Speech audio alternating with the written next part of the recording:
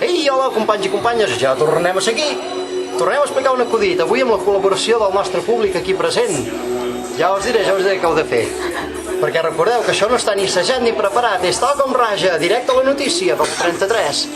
Vinga, som-hi. Això resulta que era una noia d'aquestes reprimides, aquestes tan bones noies, tan innocents. Imagineu-vos si era innocent, que el primer disgust de la seva vida se'l va emportar quan va veure la seva primera pel·lícula pornogràfica i estava convençuda que al final de la pel·lícula els protagonistes s'acabarien casant. I no va ser així. És a dir, que després d'aquell disgust va decidir llançar-se. Se'n va anar a les discoteques a provar sort, però no hi havia sort, perquè ella estava convençuda que el seu problema eren els pits. Feia poc pit. Va dir, doncs m'ho pararé, em posaré pits d'aquests més grossos. Ja em diràs quina tonteria, perquè el físic d'una dona no és només els pits, però en fi, això és un altre tema.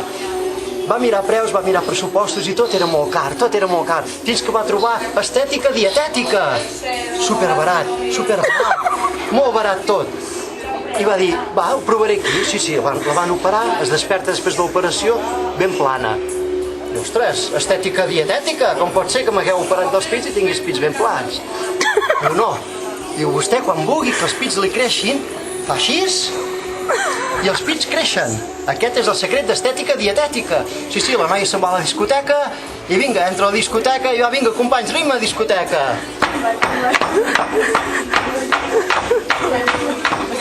La noia que anava ballant i va veure un home, va dir, aquest és l'home de la meva vida. Se'n va cap allà, se li acosta, vinga, anem a discoteca, va. Tumba. La noia s'acosta li fa una mirada sensual i veure que l'home no li fa cas, la noia fa així. No pareu, vinga, la noia fa així.